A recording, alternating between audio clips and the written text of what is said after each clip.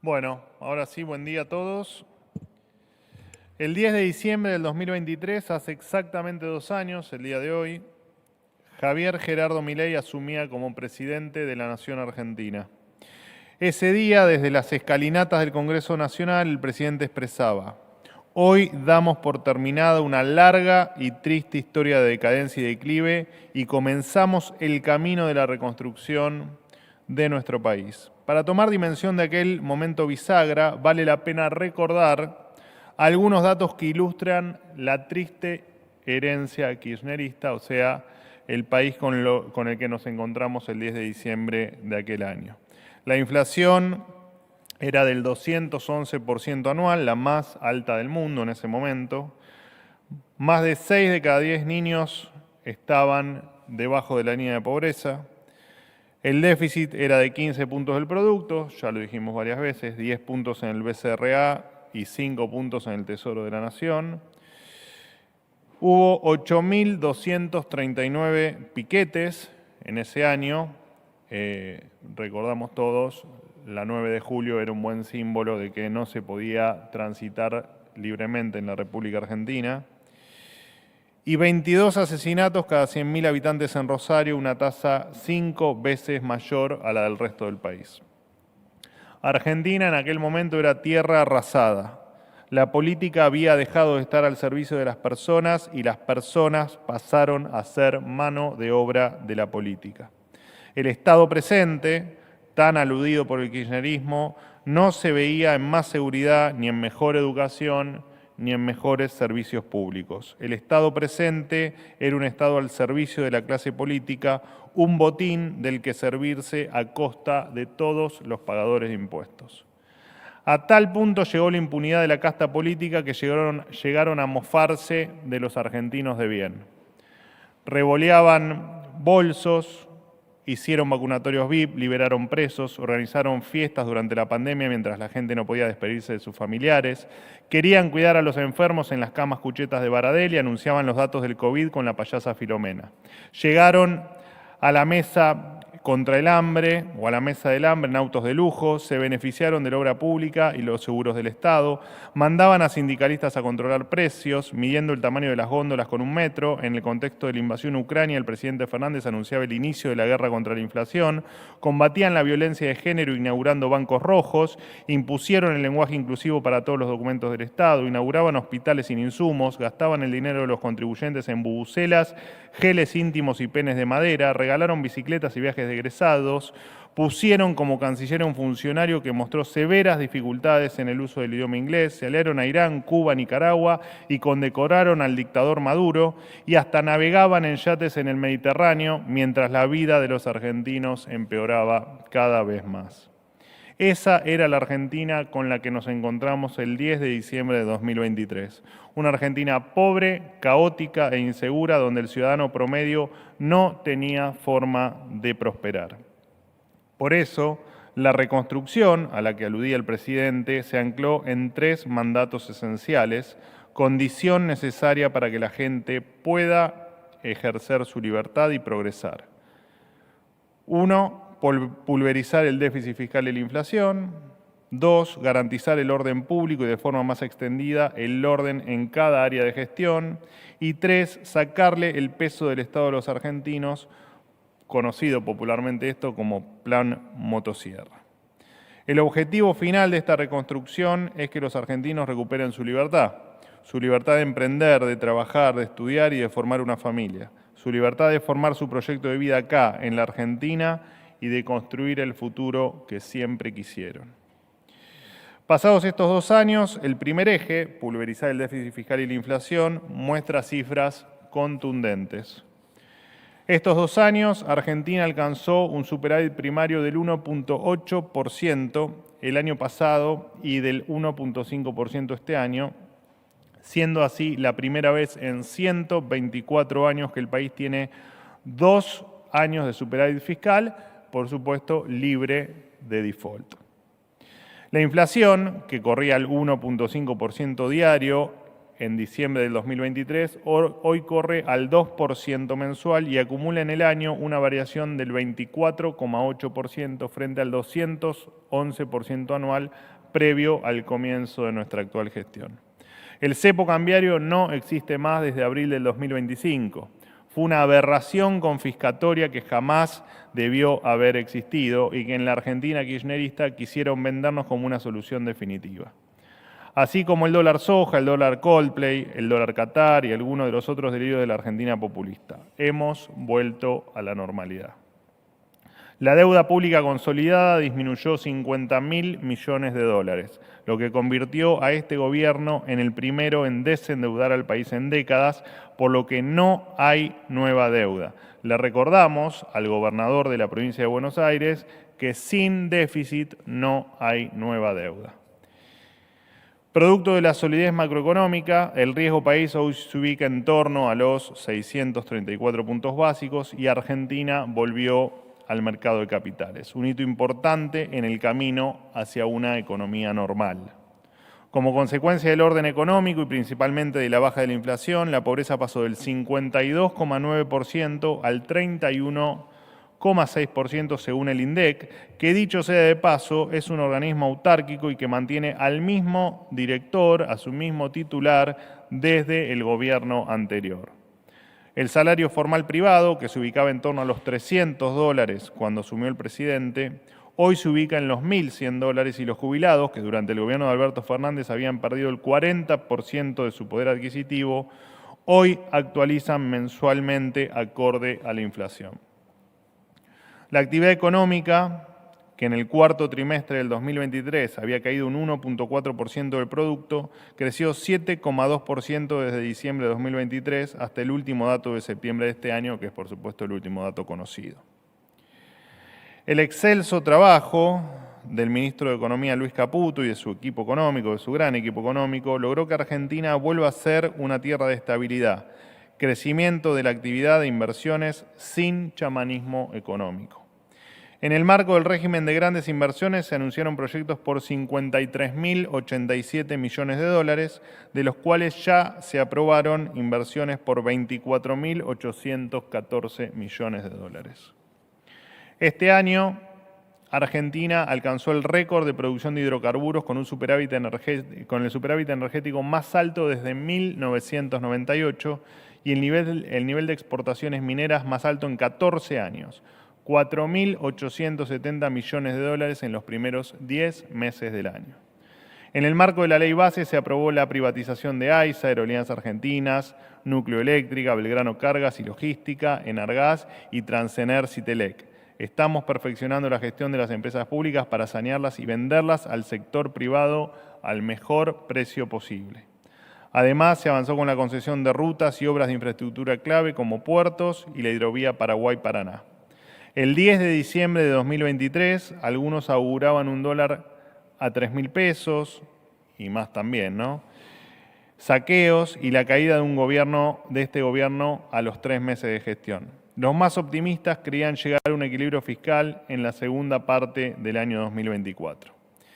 En estos 2 años de gobierno pasamos de querer sacarnos de encima los pesos antes de que los devore la inflación a la tranquilidad de saber que mañana todo va a estar más o menos igual que hoy. Fruto de esta nueva normalidad, hoy volvieron los préstamos hipotecarios a la Argentina con un aumento del 386% con respecto al 2023 y los patentamientos de autos y de motos aumentaron un 30% y un 24% respectivamente en comparación también con el año 2023. El segundo eje, garantizar el orden público, mostró grandes avances gracias al enorme trabajo de los Ministerios de Seguridad Nacional, de Justicia, de Capital Humano y de Defensa. Los piquetes, como dije al principio, pasaron de 8.239 al año cuando iniciamos nosotros la gestión en el 2023 a 0. Esto no solo tiene que ver con el rigor del cumplimiento de la ley de las fuerzas de seguridad, hasta hace poco conducidas por la doctora Bullrich, también tiene que ver con la decisión del Ministerio de Capital Humano, liderado por Sandra Petovelo, de cortar con la intermediación de los planes sociales. Así se le sacó la herramienta de extorsión de la que tantos años gozaron los gerentes de la pobreza, porque no solo destruyeron el país, sino que además le sacaban un plato de comida a los que lo necesitaban para poder subsistir. Garantizar el orden público implica también poner fin a la barbarie del crimen y de la delincuencia. Las políticas garantistas de los últimos 20 años han hecho de la Argentina un verdadero baño de sangre. Los delincuentes caminaban libres por las calles, mientras los argentinos de bien se veían obligados a encerrarse tras las rejas en sus hogares. Gracias a la doctrina Bullrich, los homicidios bajaron un 11,5% en 2024 y se alcanzó la cifra más baja de los últimos 25 años, del último cuarto de siglo.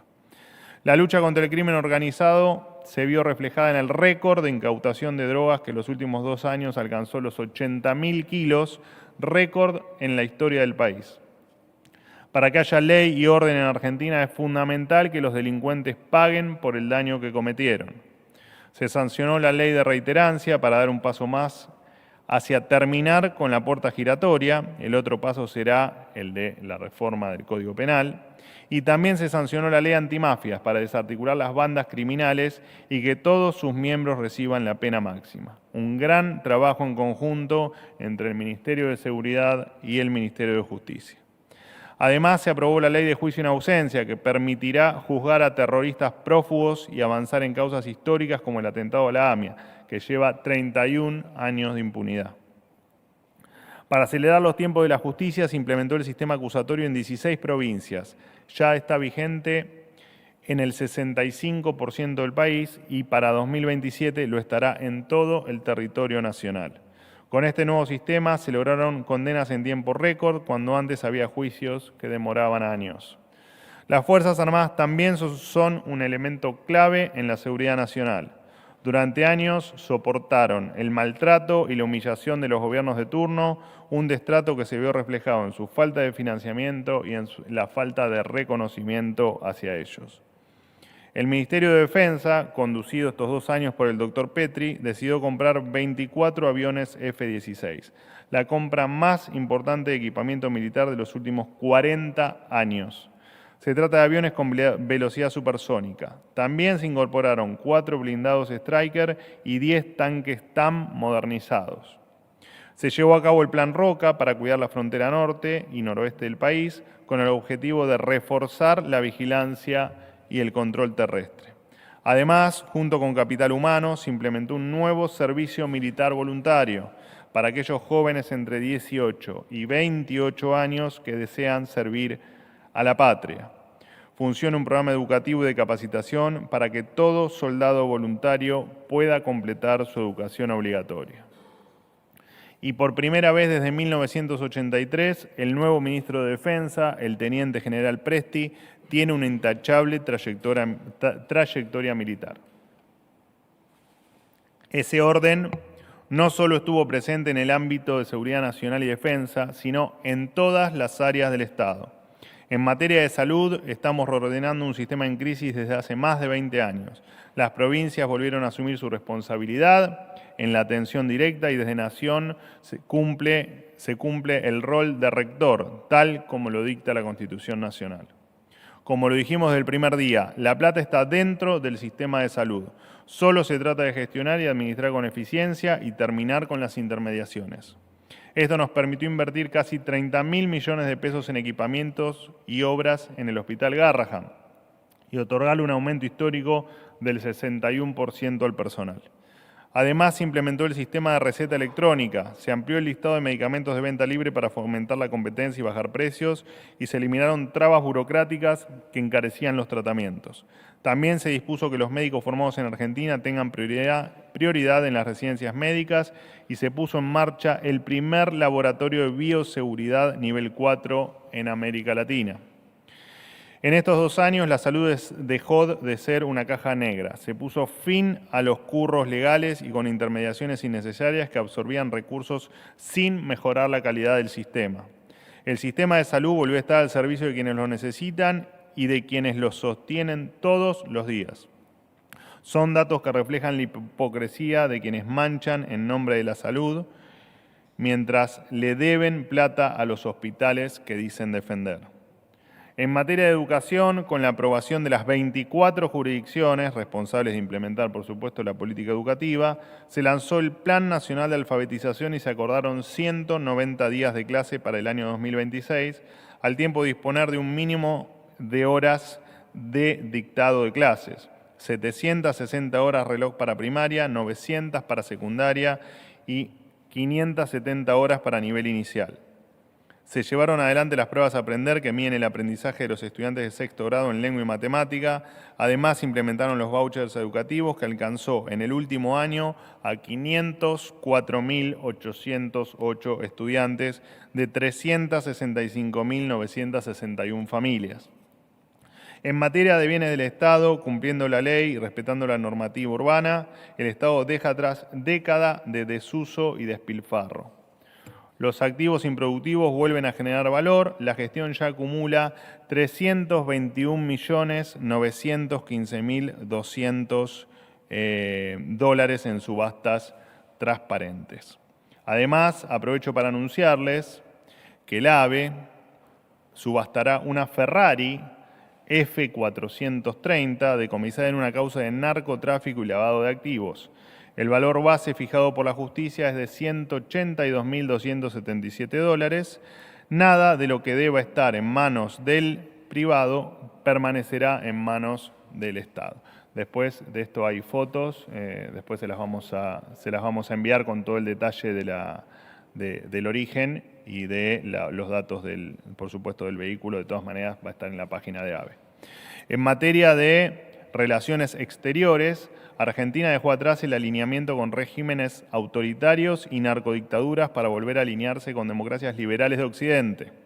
El presidente Milei mantuvo encuentros con líderes internacionales como el presidente estadounidense Donald Trump, el presidente israelí, el primer ministro israelí y la presidenta del Consejo de Ministros de Italia, entre otros. El fortalecimiento de las relaciones bilaterales con Estados Unidos e Israel, dos socios estratégicos que comparten los valores de la libertad y la propiedad privada, derivó en un contundente respaldo de los organismos multilaterales de crédito y el Tesoro de los Estados Unidos, además de los múltiples encuentros del presidente con empresarios y autoridades norteamericanas de la JP Morgan, Amazon, Visa, Paramount, Chevron, etc.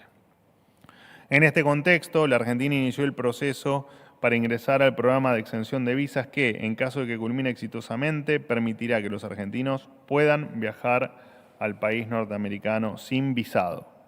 También se acordó un marco para un acuerdo que profundice la cooperación bilateral en materia de comercio e inversión con Estados Unidos. El acuerdo va a crear condiciones necesarias para incrementar las inversiones del país norteamericano en la Argentina y a permitir que los productos argentinos entren con más facilidad al mercado más grande del mundo. El inicio de este proceso no es un hecho aislado, es el símbolo de la confianza internacional que recuperó la Argentina en muy poco tiempo y el objetivo central de cada viaje que hace el presidente, que no es ni más ni menos que obtener beneficios para los argentinos. Además, este gobierno reactivó el proceso de adhesión a la OCDE, la Organización para la Cooperación y el Desarrollo Económico, que estaba estancado, y avanzó en el Tratado de Libre Comercio entre los países que integran el Mercosur, Argentina, Brasil, Paraguay y Uruguay, y los de la EFTA, Islandia, Liechtenstein, Noruega y Suiza. El tercer eje, que se logró como nunca antes en la historia, sacarle el peso del Estado a los argentinos. Desde el comienzo de la gestión se recortó todo el gasto superfluo, se puso fin a los privilegios de la política, se cerraron ministerios, se eliminaron cerca de 100 secretarías y subsecretarías, junto con más de 200 áreas con funciones duplicadas y obsoletas. La planta estatal se redujo en 59.924 empleados, se eliminaron los cargos hereditarios en AFIP, el Banco Central, el Banco Nación y ANSES. Durante mucho tiempo, la pauta oficial fue un elemento de coacción de la política disfrazada de publicidad del gobierno. Hoy la pauta oficial es cero y se ha eliminado, de hecho lo he hecho yo en primera persona, se ha eliminado la Dirección Nacional de Publicidad Oficial, que es quien ejecutaba estos presupuestos de pauta. Se derogó la ley de alquileres, como resultado aumentó la oferta y bajaron los precios. Por primera vez, las facultades delegadas se utilizaron para reducir el peso del Estado y disminuir impuestos. Los 65 decretos delegados que se promulgaron implicaron un ahorro de 2.000 millones de dólares anuales en gastos. Entre otras cosas, se disolvieron 30 fondos fiduciarios que funcionaban como cajas políticas y se eliminó el INADI con 430 empleados y millones de pesos en alquileres de edificios. También se eliminaron los privilegios de la casta aeronáutica y se puso en marcha una política de cielos abiertos con nuevas líneas, más rutas aéreas y mayor conectividad. Se terminó con el monopolio de la SUBE y se incorporaron nuevos medios de pago en el transporte público. Para terminar con las trampas de siempre, se implementó la boleta única a nivel nacional en las últimas elecciones del 26 de octubre, y los resultados fueron más que satisfactorios. En total, se eliminaron más de 1.000 normas y se abrieron más de 50 mercados que antes estaban cerrados por las asfixiantes regulaciones. Gracias a la reducción del gasto público y el equilibrio fiscal, se redujeron impuestos. Entre ellos, se eliminó el impuesto país, se eliminaron retenciones a las economías regionales, se redujeron retenciones a las cadenas de granos y sus subproductos, se redujeron impuestos internos a autos y motos y a partir de enero del 2026 habrá 0% de aranceles a los celulares y otros productos electrónicos y se eliminarán las retenciones al petróleo convencional. Luego de haber repasado los 3 mandatos sobre los que trabajó el Gobierno en estos primeros 2 años de gestión, quiero agradecer el esfuerzo de todos los ministros del gabinete y de cada uno de sus equipos técnicos.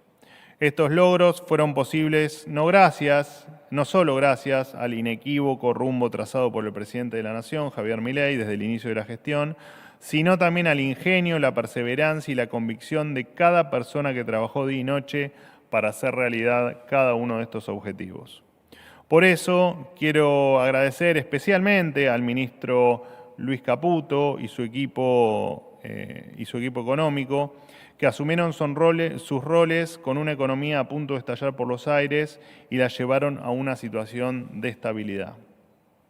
Quiero agradecer a la ex ministra Patricia Bullrich por su coraje para enfrentar las mafias e impulsar una doctrina de seguridad que ahora será continuada por la flamante ministra Alejandra Monteoliva, al ex ministro Luis Petri, que ponderó a unas Fuerzas Armadas que habían sido maltratadas y humilladas, cuyo reemplazante será nada más ni nada menos que un militar de carrera, como lo es el teniente general Presti.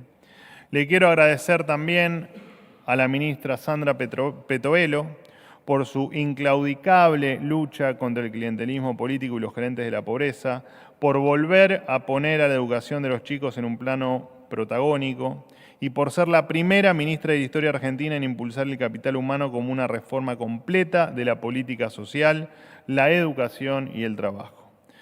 Le quiero agradecer también al ministro Federico Sturzenegger por su riguroso trabajo para liberar a los argentinos del peso de la burocracia estatal, al ministro Mario Lugones, al ministro de Salud, por ordenar un sistema de salud que venía de décadas de decadencia, al ministro Cunio Libarona, por agilizar los tiempos de la justicia y poner en plano de igualdad a todos frente a la ley, al ministro del Interior, a Diego Santilli, con quien trabajamos codo a codo en el diálogo con los gobernadores en esta nueva etapa, al canciller Pablo Quirno, quien primero se desempeñó como secretario de Finanzas y ahora, desde las Relaciones Exteriores, es uno de los arquitectos del acuerdo comercial con los Estados Unidos. A la secretaria legal y técnica de la Presidencia, María Ibarzábal, por ser el cerebro, por ser la parte técnica y tan necesaria detrás de cada decreto que hace posible la marcha del gobierno. Y también un especial agradecimiento a todos los funcionarios que han pasado por este gobierno y que ya no están y que hoy, continuando sus destinos en otros lados, han colaborado y han dejado su huella en estos 2 años de gestión. También agradecerle fundamentalmente a cada uno de los argentinos que quieren un país mejor, a los que quieren que sus hijos puedan progresar en la Argentina. Ellos, más que nadie, son los que sostienen el rumbo del gobierno y permitieron hacer realidad todos estos logros recién enumerados. En diciembre de 2023, Argentina estaba sumida en una crisis terminal, cuyo destino inevitable era la desaparición. El acompañamiento de todos ustedes fue fundamental para salvaguardar los destinos de la nación. Hoy vemos el futuro como una oportunidad y abrazamos una verdad básica. Un país está bien gobernado si y solo si sus ciudadanos pueden vivir en libertad y buscar prosperidad. Ese es el mejor legado que le podemos dejar a nuestros hijos y a las futuras generaciones. El presidente de la Nación, Javier Milei, asumió la primera magistratura de la Nación bajo un lema que explicaba la causa del problema argentino. Una Argentina distinta es imposible con los mismos de siempre. Desde ese momento, la Argentina emprendió un camino sin gradualismos para pulverizar la inflación, recuperar el orden y el prestigio internacional. Cualquier otro ser humano hubiese optado por el camino fácil, aliarse con los responsables del fracaso para mantener el status quo. Eso solo hubiera estirado la agonía de la destrucción del país. Argentina tuvo y tiene un presidente que prefiere decir una verdad incómoda a una mentira confortable. Eso me parece que ya todos somos conscientes de ello. Un presidente que asume sus compromisos y los cumple. Un presidente que por encima de cualquier cosa pone a los argentinos.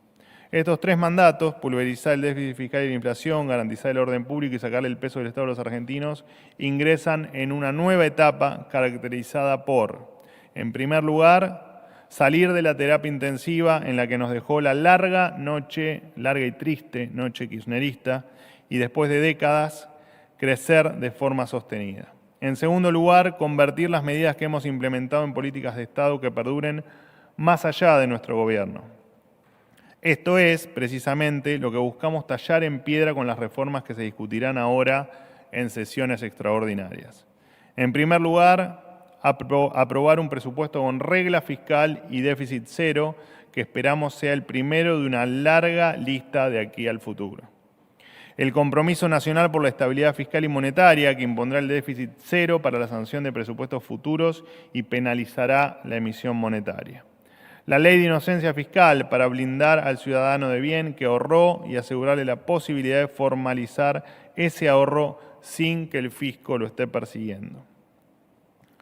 El proyecto de modernización laboral para brindar una solución al 50% de los trabajadores que hoy están en la informalidad y dinamizar la actividad económica. Y la reforma del Código Penal para llevar la doctrina Bullrich a la letra de la ley y que se consolide de forma definitiva el lema que hicimos nuestro: el que las hace, las paga.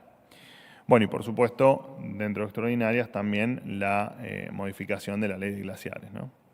Desde el 31 de octubre, junto al ministro del Interior, Diego Santilli, nos reunimos con los gobernadores, o vicegobernadores en su defecto, de 20 provincias del país para volver realidad esta agenda de reformas. En estas últimas elecciones, los argentinos eligieron afianzar el camino reformista que emprendimos para dar vuelta de una vez y para siempre la historia argentina. La gran mayoría de la política ha escuchado este mandato. Por primera vez en un siglo, somos muchos más los que queremos dar vuelta a la página del país que quienes quieren aferrarse al pasado.